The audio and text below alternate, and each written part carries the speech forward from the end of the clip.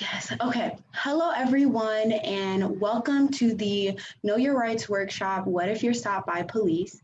My name is Michaela Sharp, and I am the ACLU of Minnesota Communications Assistant. Today, I will be joined by Ismael Dore, ACLU of Minnesota Community Engagement Associate, alongside David McKinney, ACLU of Minnesota Staff Attorney. I'm really excited for this. We'll go into briefly, what if you're stopped for questioning? What if you're stopped in your car? What if the police come to your home? And finally, what if you're arrested? If you have any questions, please drop them in the comments below and we'll try to get to them through the program. And without further ado, I'll allow Ismael to introduce himself. Hello, viewers, and thank you all for making time today to tune in to this live Know Your Rights workshop. My name is Ismael Dore. I am community organizer with the ACLU of Minnesota. The goal of this is to empower you, the viewers, by giving you a clear understanding of your rights and your options when dealing with law enforcement officers. That being said, I can pass it on to my colleague who can introduce himself as well. Yeah, thanks, Ismael and Michaela. Hello, folks. My name is David McKinney, and I'm a staff attorney, as Michaela mentioned, with the ACLU of Minnesota. My role at the ACLU of Minnesota is to strategize and litigate, primarily litigate, and also publicly advocate for issues that are important to the ACLU of Minnesota, our members, and Minnesotans more generally as it relates to constitutional rights and civil liberties. And that includes, in particular for the things that I work on, free speech, voting rights, and criminal justice reform and policing practices issues. So with that, I know that we are planning on talking today about your rights as it relates to police encounters. And Ismael, I know you had a few words to get us started on that. Oh yeah, so we could take a dive right in. First and foremost, what if you're stopped by police? Your rights. First and foremost, you have the right to remain silent. If you choose to exercise this right, please establish that clearly by saying so to the law enforcement officer. You do not have to consent to a search of your belongings or your property. However, police may pat you down if they suspect you are concealing a weapon. Anything else after that, you can clearly state that you do not consent to a search. However, if you are arrested by a police officer, you have the right to an attorney as well. And if you cannot afford an attorney, you will be given one appointed by the government, really. So in this instance, a public defender.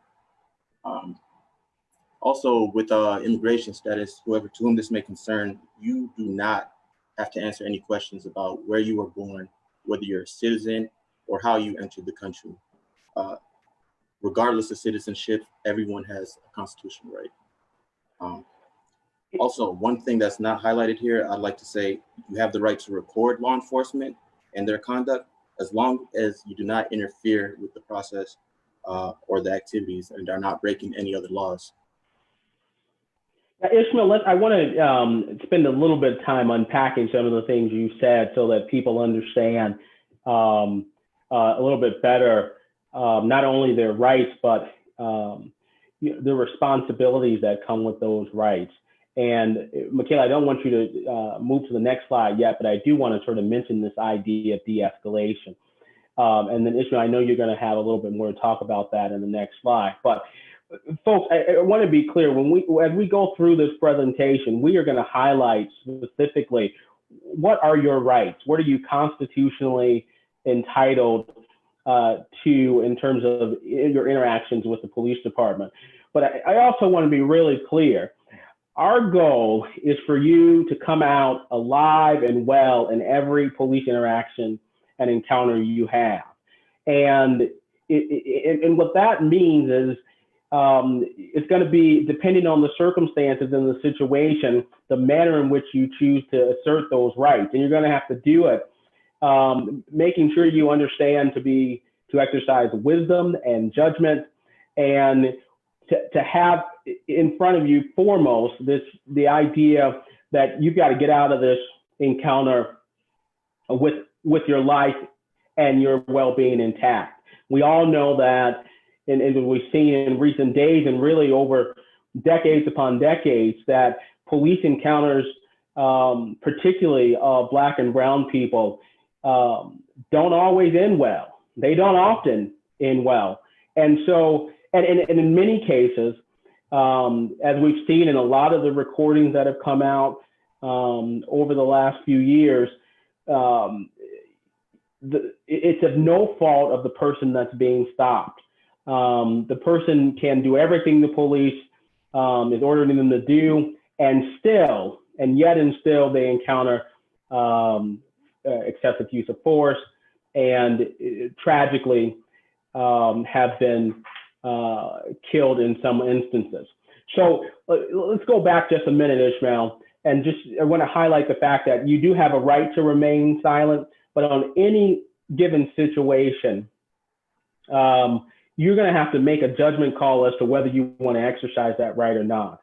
While you may have a right to do it, you might find it helpful to not remain silent, to explain, a situation, to be responsive to the officer's questions to the extent that you feel comfortable, to the extent that you feel that it doesn't impede upon your other rights, to the extent that it doesn't incriminate you in another way. So if you're going to exercise your rights, say it loudly, make sure it's understood that you're exercising that right to be silent, and that it's a constitutional right, and that in fact you're not trying to be disrespectful, or you're not trying to antagonize the police, but that you are wanting to exercise that right. But do it exercising judgment and wisdom.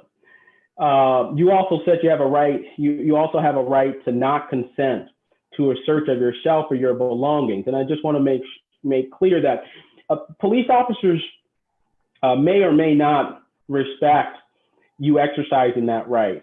And so they may indeed decide to forge forward and initiate a search anyway. Our advice, I think, is to let that happen. You need to make vocally clear to the police officers that you don't consent, that you don't approve of it. But if a police officer is going to disregard that, we want you to come out of the interaction with your life intact and your limbs all intact.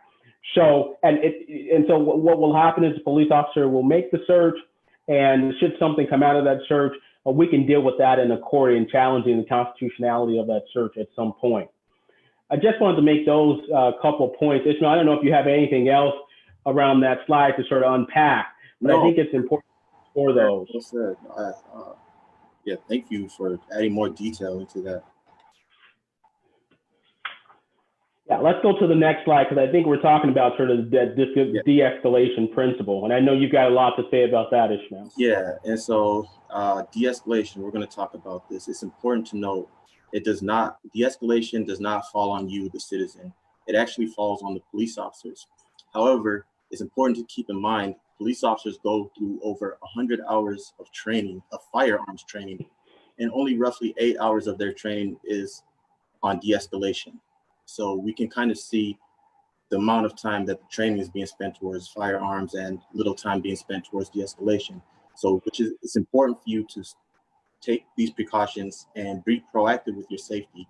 We cannot always assume officers will behave in a way that will protect your rights or even respect your rights after you assert them.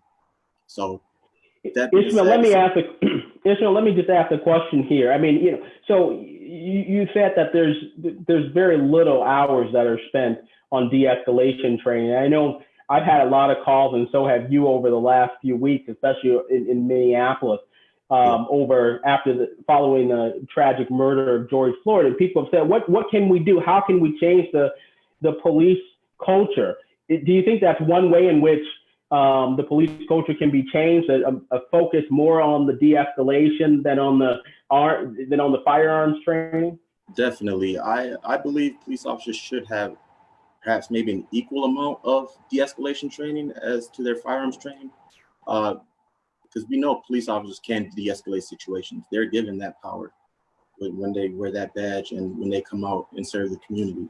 Oftentimes they don't choose to act that way. So it's up to us to, really hold police accountable, and we got to push forward with police reform. Yeah.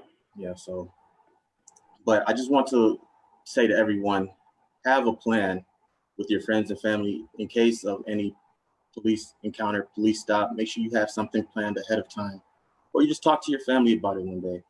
If you do happen to be in a situation where the police encounter you, it's important to stay calm and keep your hands where police can see them for your own safety.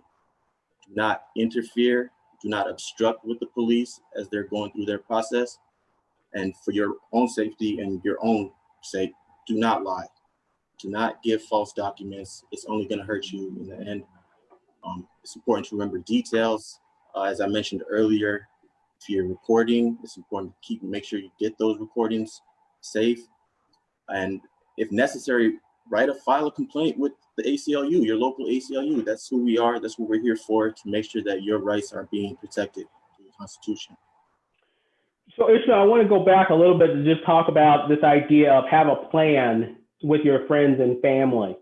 And I think that's an important thing that folks can do in anticipation of police encounters. And that is to, oftentimes you're going to be stopped with a friend or a family member. And I think you want to have those conversations to say, if we're stopped by police, here's what we're going to do. And have that sort of a clear plan, particularly for folks out there who are parents of Black and brown children. I'm a father myself, and everyone knows how important it is to have that conversation, the talk with your kids, and the talk really goes to what should you do, son or daughter, when you get stopped. But I also think there ought to be another level to that, Ismael, and I think it should be that you also communicate to your kids, what should you do if we get stopped? How should you respond? If we're driving in the car and the police stops us, what should you be doing? Remain calm. These should be things that you talk to your kids about before it happens, so that they're well prepared. I also want to share that my 12-year-old, we've had a conversation about it, and one of the things that she's done, which I think a lot of the young people out there, I don't mean to sound old, but the young people out there probably know more about how to do with these shortcuts on your phone. You can create a shortcut in which you basically tell Siri or whatever type of automated phone system that you're using, if I say these words, if I say this, I basically want you to do these series of functions. For her, it's she tells Siri, this particular, I'm being stopped by the police or something like that. She says, it automatically calls me. It automatically sends a text to her mom. It automatically, so you can set up these shortcuts. And I'm sure if you don't know how to do it, maybe Michaela will help at some point, one of these tech geniuses, but you can set these up so that you don't have to, in the moment, have to think about, what am I going to do? That type of thing. So I think that's important. The other thing, Ismael, that you talked about was recording. And then that's in two ways. One is recording while you're being stopped. If you are pulled over by the police officer, if you're stopped or have an encounter like that, you have a right to record. So pull out your phone. Everyone's got one now. Everyone's got recordings on there. Start recording. Don't let it interfere with your interactions with the police officers. Maybe you set it on the dashboard and just have the audio going, but you still should be recording these. And let me give a plug. I don't recall if we have a slide on this or not, but let me give a plug to bystanders. If you're a bystander and you see police officers being stopping someone, particularly Black and brown folks, you can take the mantle on to hold them accountable by stopping, but doing it in a safe distance away. But start recording. Start doing a Facebook Live so you can capture everything that's being done. That way, there's a record that's independent of what a police officer may have on their body cam or something, which is not always easily accessible to the public. The other thing I wanted to say is, you said remember details. And what are we talking about when we say remember details? We mean trying to sit down as soon as possible after that encounter happens with the police officer and write down, where did it happen? When did it happen? What were the circumstances? The police officers, write down everything you can remember about them. You know, what station, if you can remember the police officer's identification number, write it down. Get all that captured as soon as possible in a written document, or even if you can record yourself, but get it recorded, because your memory will start to fade over time and you want to capture that as soon as possible. Very well said, David. Thanks for pointing out too that it's important that we do teach kids, our younger generations, about their rights when encountering police. Nobody can predict a police encounter, really. So it's important that we have this knowledge in mind ahead of time. And, if we go into these situations, we can look forward to coming out of them alive. Well, yeah, next slide. If you're stopped for questioning. So what you say to police officers is always important. And it's important to note anything you say can be used against you, and it likely will. And it can give a police officer a reason to arrest you, especially if you badmouth an officer. You do not have to answer any questions. However, be prepared to show your driver's license and proof of insurance when you're stopped in the car. You also can have the right to know why you're being arrested or why you're being detained in the first place. And David, I kind of wanted to ask you what to do in a situation where the police aren't informing you while you're being detained or while you're being arrested. Yeah, I mean, so I don't think you should resist arrest. Let's be clear about that. Again, going back to our principle, our primary principle here is we want to save lives and we want you to come out of this intact. But if a police officer, I think you need to make clear you would like to know why you're being arrested. You certainly, I would suggest make clear that you don't have any intention of resisting the arrest, but you would like to know why you're being arrested. And I would ask that on a number of occasions, when you're being handcuffed, if you are, when you're being put in the squad car, when you're on your way to the station. Not in an annoying fashion, but in a way that sort of continues to emphasize the idea that you need to know why you've been arrested. Absolutely.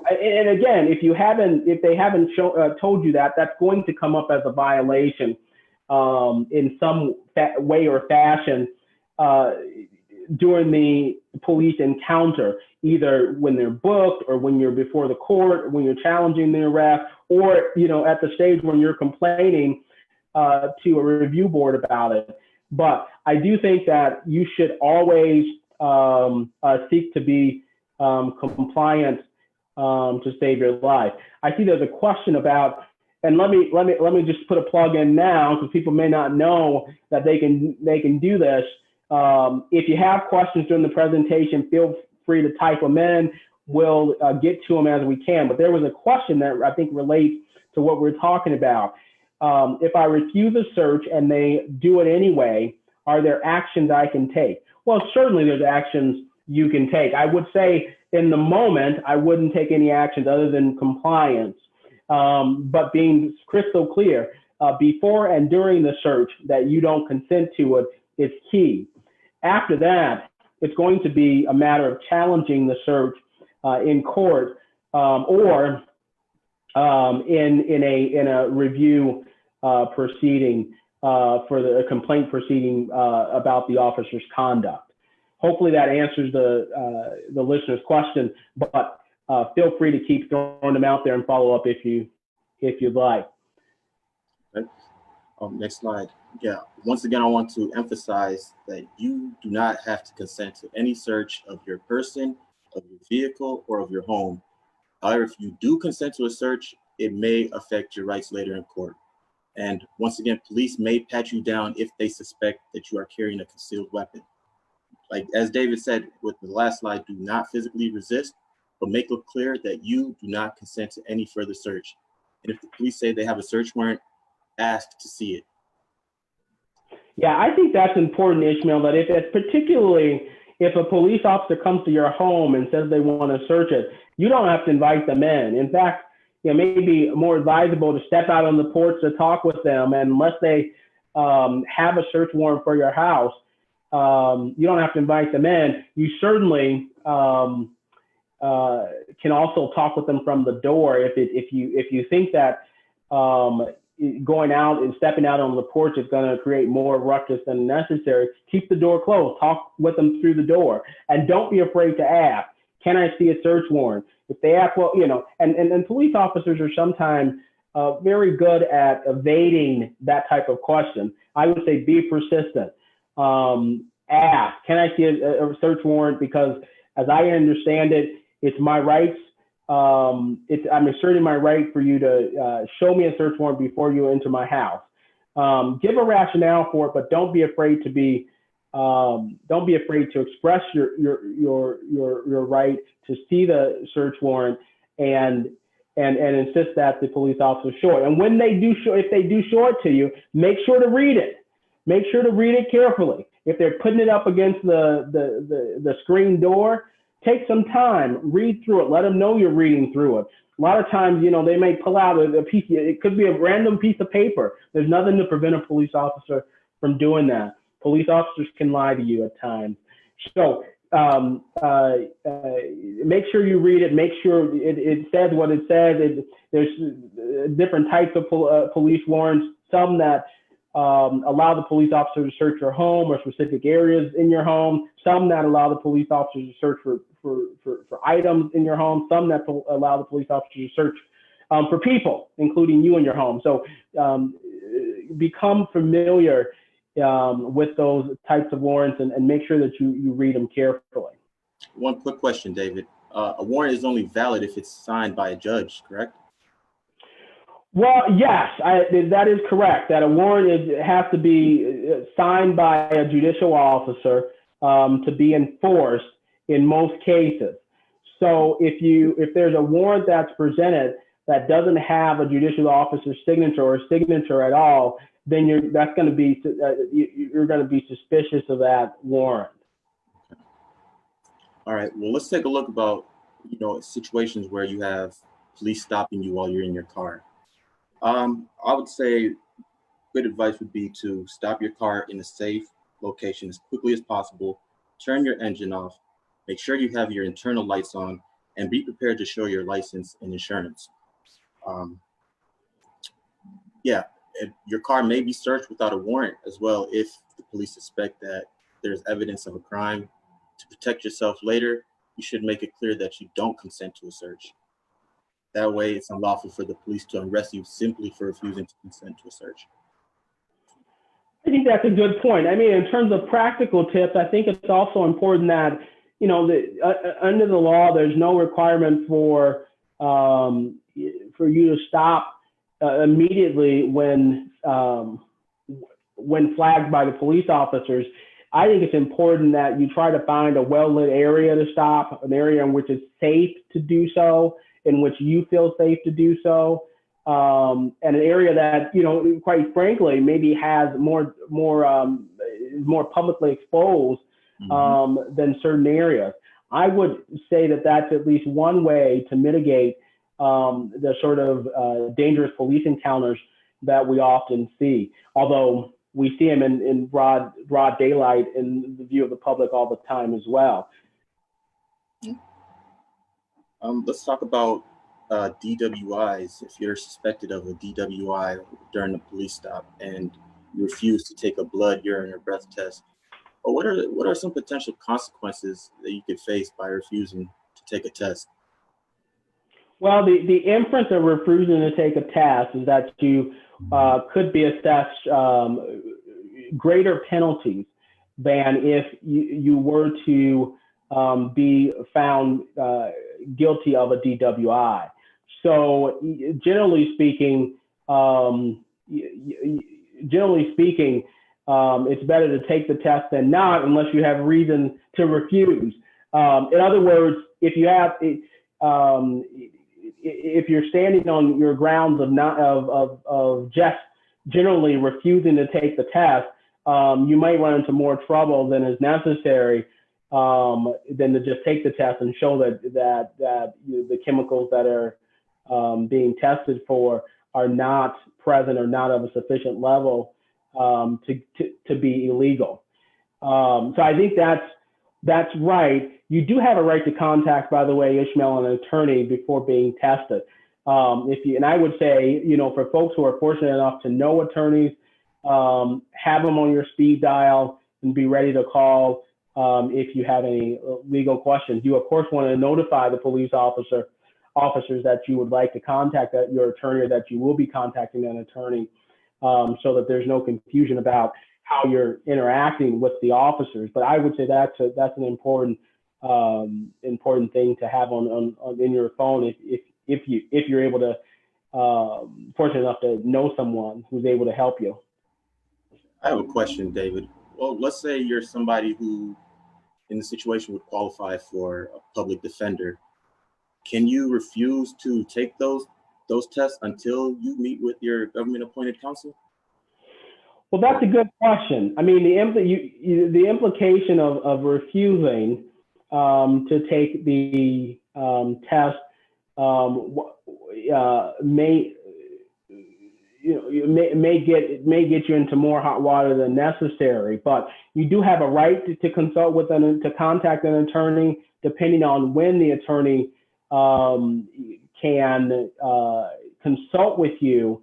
You may want to take the test as opposed to waiting, for an attorney that takes a long time. But yes, you do still have a right to consult with an attorney before being tested. Okay. Thanks for that clarification. We can head on to the next slide. This one's a scary one. What to do if the police come to your home?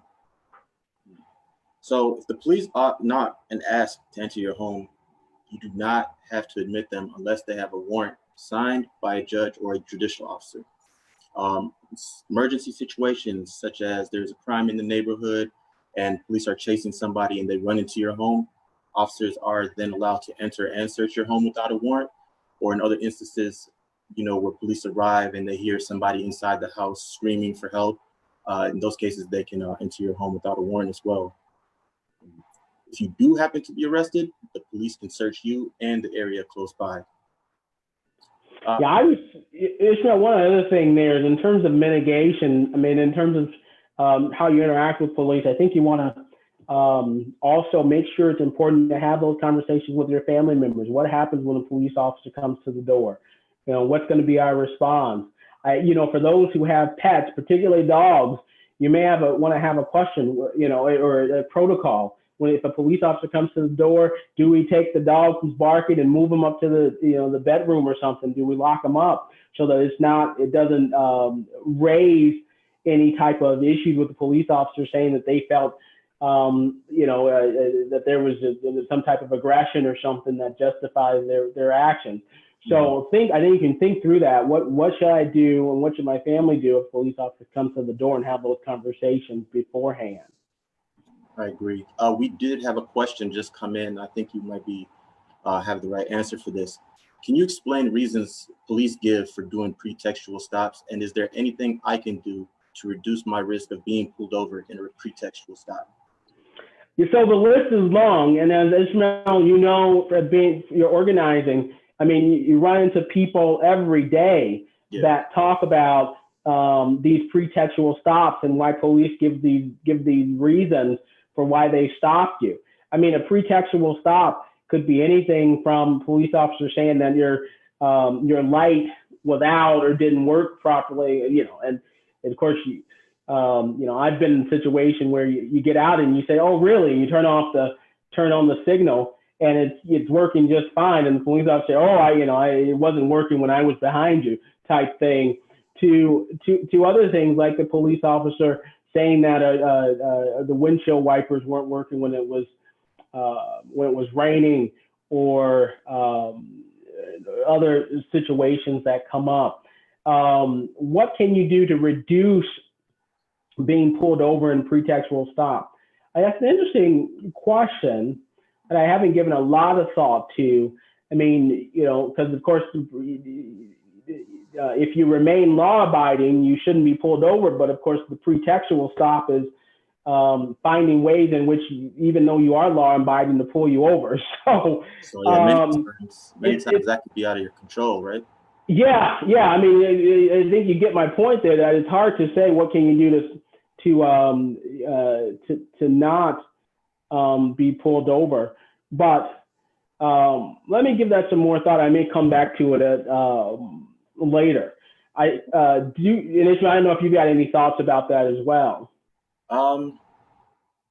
Well, you know, in my experience, I've been in a situation where I was pulled over for a pretextual stop, and it was something maybe minor, you know, failing to turn right, turn my signal on as I was turning right, or, you know, and that was an open doorway for the police to, you know, try to pry into my life a little more, into what I'm doing, and almost in a way criminalize me without even having committed a crime. So yeah, I understand where that person who asked that question is coming from. I would just say, for me personally, it's out of your control, but be prepared to, you know, to assert your rights and hold these officers accountable. Yeah, I think that's right. We've got one other question that came through, which is just asking, basically the listener has a concern about how to tell whether the person that's pulling you over is a real police officer, and whether you can call 911 or the police department, if you know the direct line, to inquire whether the stop is actually won by a real police officer, and is that permissible, or will it further antagonize the officer who's pulling you over? I mean, I think that, Ismael, first let's start to you, and then I'll give you my 2 cents on it. I would say, if you suspect that you're being pulled over by somebody who you don't believe is a police officer, I would call 911 and verify, for my own safety, really, because you never know. We have people out here who do impersonate police officers, and they can, you know, in the worst cases, kidnap somebody. And so that would be obviously an unfortunate situation in and of itself that you don't want to be in. So take precaution. I would just go ahead and call 911 if I didn't feel as though I'm stopped by a legit police officer. I think that's right, and I think, you know, that's certainly what you should do, with the expectation that saving your life is the most important thing. And if you have reason to believe that that someone who's trying to pull you over is not a police officer, you need to confirm that. And you should listen to that little voice inside saying, this doesn't seem right. If the officer is, you know, I think some reasons to give to that would give me concern is if it's an unmarked vehicle, if it's late at night and the officers, say you've been pulled over, maybe you drove past the car that purported to be an officer and they're not in uniform. You know, those are things. If they're not actually using their lights, they may just be using a speaker to ask you to pull over. Those are things that should give you some concern, and you certainly should, again, try to go to particularly in those circumstances, go to a well-lit area, go where there's public around, keep your doors and windows locked, and call 911 immediately to confirm. I agree. Let's move to the next slide. Yep. Okay. If you are arrested or taken to a police station, so what are your rights in these situations? As we stated at the beginning of this workshop, you have the right to remain silent and to talk to a lawyer before you talk to any police. So do exercise that right. Tell the police nothing except your name and your address. Try not to give any explanations or excuses as to why you shouldn't be in the situation or as to why you're innocent. It can just make matters a little bit worse. They can use whatever you say against you. You can make your defense later in court based on what you and your lawyer decide is best. Yeah, I think, Ismael, this is an interesting one, because in one sense, somebody could interpret what we just said and say, well, that was counter to what you told me before, which is to use my judgment and provide as much, you know, as much information as possible to try to mitigate risk in the circumstance. And so I just want to make sure that people understand what that advice is around a stop out in public in which there's less accountability and more opportunity for your liberties for you to get out of being arrested than when you actually are arrested at a police station. There's more accountability.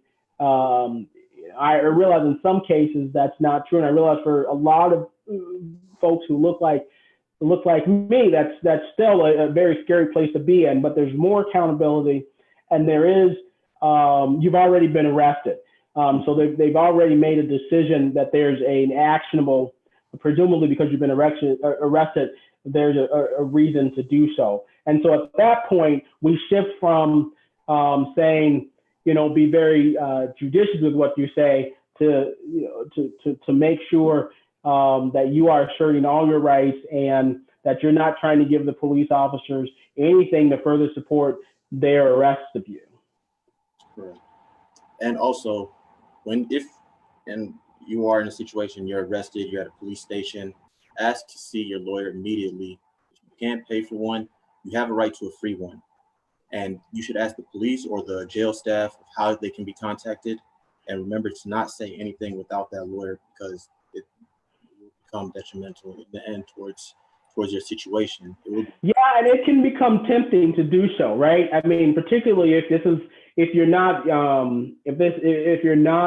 accustomed to being in a situation like this where you are arrested, and a lot of times the natural inclination is try to do anything you can to get out of this situation and try to say anything you can to convince the police to let you go. And they're going to try to. So you're in a vulnerable state, and police officers are trained to utilize that vulnerability to get the information that they need. And so you're going to have to resist the natural urge to overspeak, to overshare, to say things and agree with things that may not be the truth, but that may seem like it'll get you out of the bind for a short term, but may actually have significant long-term consequences. Also, after you're arrested and you have gone through the booking process, you then have the right to make a local phone call, whether it's to your lawyer, whether it's to a bail bondsman, whether it's to a relative, or any other person. It's important to note, however, that jail staff or police may monitor your phone call unless you're speaking directly to your lawyer or attorney. Yeah, next slide, Michaela. Thanks. Okay. Do you want to take this one, David? Sure. If you are arrested or taken to a police station, we're still talking about what you want to do, what you need to be cognizant of. Sometimes you can be released without bail, or your bail may be lowered. And of course, your attorney should already, you should have a good criminal attorney or public defender who specializes in criminal law who would already know to ask the judge for this possibility. A lot of people don't have the means to even make certain bail possible. And there are nonprofit organizations, some of them may be listed on our website, or we've at least partnered with them to assist people who can't make even bail that's lower possible. If you are arrested without a warrant, you can be taken before you must be taken before a judge within 36 hours of your arrest. And that begins at midnight on the day of the arrest and does not include the day of the arrest. Sundays are legal holidays. So we say that to one, let you know that in terms of exercising that right to silence, start the clock ticking. You virtually have 36 hours to just be quiet and wait to consult with your attorney, and at your attorney's direction, to share information that might be helpful to you. But that cone of silence won't last forever, particularly if the arrest is contingent upon a clock in which the police officers are hoping you will provide them further information to legitimize the arrest. and hopefully bail you'll get a low bail in which you'll be able to get out. And then, of course, we just emphasize again, don't make any decisions in your case until you talk with a lawyer. And I would say that as a lawyer, it can become tempting to say, well, I know exactly what I'm going to do here to get myself out of this situation. And I think you need to have an independent perspective from a lawyer who is specialized in criminal law and criminal procedure to help you through this, even if you think that you can probably get out of this yourself. I also want to point out, sometimes, if you're arrested during this 36-hour hold, not necessarily are you charged with a crime per se. And if that 36 hours is up and the police don't have enough evidence to provide to the county attorney or district attorney, those charges more than likely will be dropped. So it's good to stay patient and it's good to remain quiet. Totally agree. Well, look at that. You've got some time to chat. Yeah. So let's highlight a couple of things. And folks, if you have questions, this is a good time to enter them in. You may have thought, oh, they're going to get to my question, and then we haven't. Time to submit it now so that we can address it. I would say let's visit ACLUMinnesota.org/know your rights. You see that website on there. If you want to have a fuller explanation of the things we've just sort of briefly given an overview for today.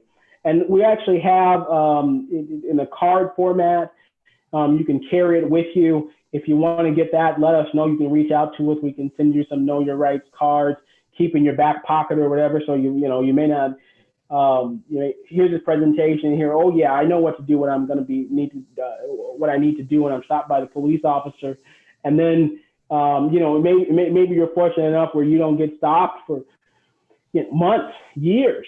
And then you say, oh, what if they tell me what my rights when I get stopped? And when you get stopped, you can have that pocket card and pull it out. I would say keep one in your car, keep one on your person, keep one in your house, so that you have them easily accessible.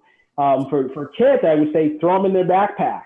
I know my daughter doesn't always appreciate it, but I always put the pocket Constitution and the pocket Know Your Rights card in her backpack. I don't know how much she refers to it, and her friends may think she's nerds in some way, but at some point that may actually be helpful.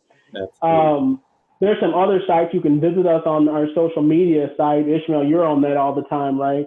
Yeah, we have a Facebook page, we have a Twitter, we have an Instagram. Do follow us, check out what we're doing.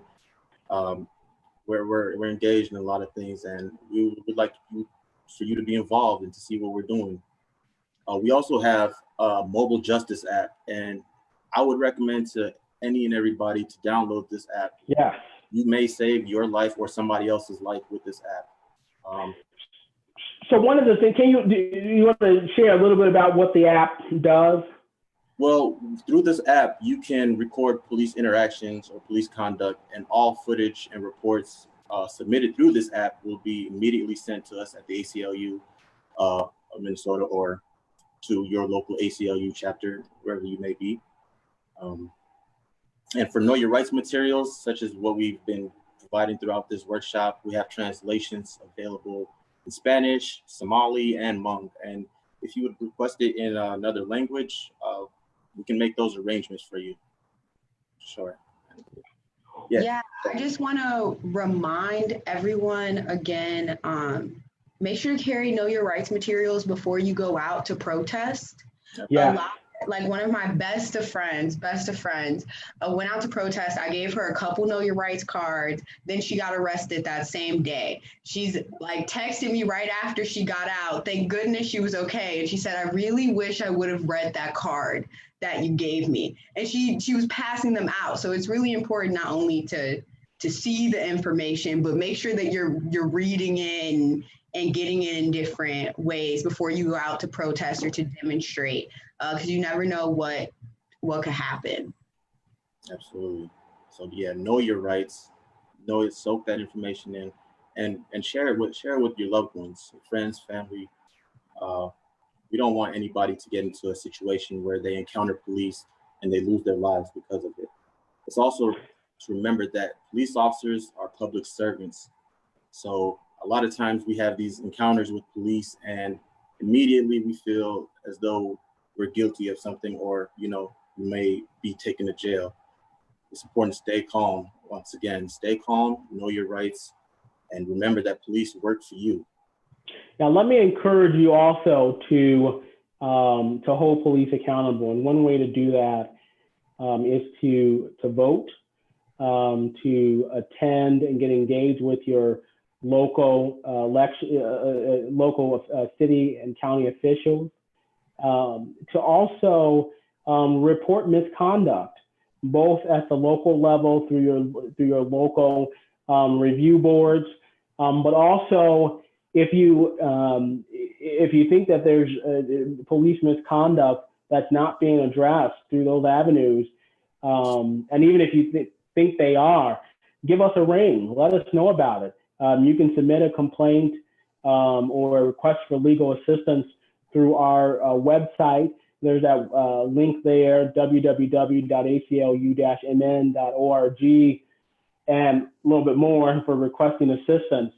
You can submit a legal form. We'll evaluate it and reach out if we're in a position to provide legal assistance. So let us know. We're here to help. We're here to assert your civil rights and the civil rights of all Minnesotans, and to make sure police are, like Ismael said, are serving the public and serving it well. With that, I think we're done. We don't have any more questions. Thanks so much for listening to us. Hopefully this was helpful. And if you have any other questions, reach out to us, stay in touch, and we'll see you next time around. Yeah. Thank you all for coming. Thank you so much for joining us. We're really happy and thankful that we can do this work. If you would like to support us, please think about donating. And if you have been supporting us, if you're a member, if you already follow us, if you're liking and sharing our content, from the bottom of my heart, I say thank you so much, and I hope to see you all again. Have a great evening. Bye-bye. Bye.